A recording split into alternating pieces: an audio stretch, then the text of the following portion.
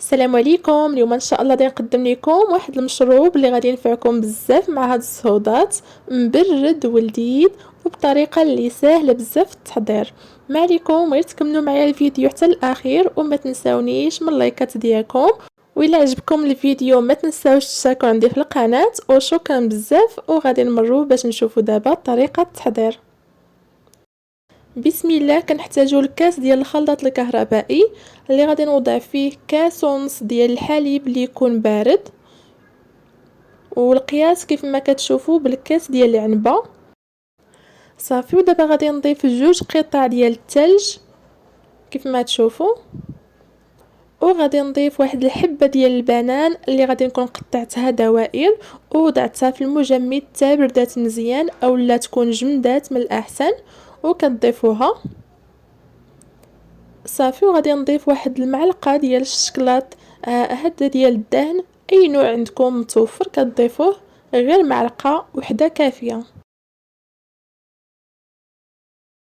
صافي. وغادي نضيف واحد المعلقه ديال الكاكاو اللي كنستعملوا الكاكاو الحلو، وإلا ما كانش متوفر عندكم بلا ما ديروا غير معلقه ديال الشكلاط ديال الدهن، صافي راه كافي. صافي. كيف ما شفتوا طحنت مزيان داكشي في مونينيكس. وغادي ناخذ دابا الكاس اللي غادي نخوي فيه. هانتوما غادي نحاول ندير خطوط فيه بالشكلاط. بالنسبه للشكلاط اللي استعملت غير هداك ديال الدهن، خففته بشويه ديال الماء سخون، ومن بعد درتو في واحد الميكا وبقيت كنزوق به هكا الجوانب ديال الكاس. وبالنسبه درتو هاد العمليه في الاول قبل ما تطحنوا دوك المقادير اللي درنا، كديروا الكاس ديالكم في المجمد باش الشكلاط يبقى محافظ على الشكل ديالو وما يهبطش لتحت. اما الا خليتوه حتى طحنتو راه ماشي مشكل، كتخويو مباشره.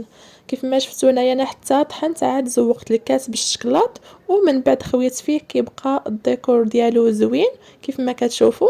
وقدمته هنايا مع الكيكه اللي حضرت معكم في الفيديو السابق، واللي سميتها انا بالكيك اليومي، حيت غير 2 بيضات كتخرج لنا كميه كثيره وكتجي لذيذه، كيجي في هذاك المذاق ديال القهوه والشكلاط زوين بزاف.